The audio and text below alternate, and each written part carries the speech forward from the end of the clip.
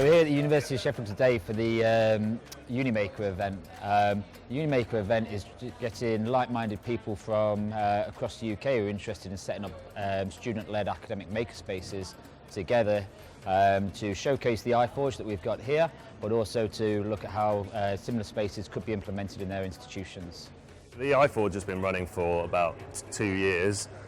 Previously I went to visit some makerspaces out in the US, particularly the Invention Studio at Georgia Tech, which was set up by Craig Forrest, and we've had an awful lot of success here in running a student-led makerspace model. We've had a lot of interest from places around the UK, and we wanted to start to develop a network where we could share good practice and ideas with each other, and I really wanted to bring Craig over so that he could share some of that fantastic enthusiasm that he has. A makerspace is a special kind of environment. Students are trusted and empowered to create things with their hands, to turn their ideas into working models. And in this way, they learn confidence. They learn how to pursue their ideas and make them real. They learn how to be a part of a team or lead people. They learn how to take personal responsibility for things like safety. And it's just an incredible transformation that we see these students going through. And so for that reason, you know, I'm completely committed to fostering environments where students are empowered to pursue their ideas and make things.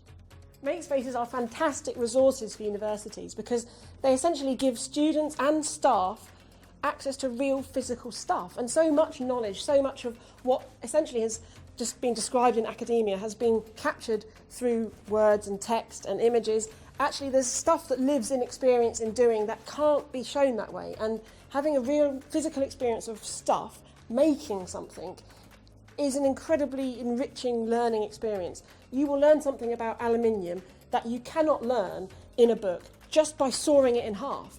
You may read that the density is this grams per whatever, and you may understand its melting point is that. But the minute you put it on a flame and melt it, then you make sense of those numbers. Then you make sense of that recorded knowledge in a very different way than if you were just to read it or just be told it. And I think it's really incumbent upon universities to understand what a rich and broad educational experience can be and should be, and I think makespaces are central in that. For the university, it's an opportunity to increase their profile. It's a great recruitment tool because we have students coming here already because of the makerspace that we have here. It's fantastic for the students, particularly when you give them the freedom to run the space, to have responsibility for it. It gives them all sorts of leadership tools and experience that they can go and take out into the job market to be more employable. And it's a great fun place where they can build community and make things and learn skills.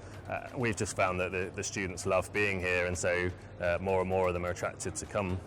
If you're one of the minority of universities that hasn't already jumped in on the future of education through makerspaces, I would encourage you to take that initiative right away. We've realized by now that it doesn't just work at big universities or small universities or private universities or public universities or engineering or non-technical. Students everywhere want to be a part of changing the world with their ideas.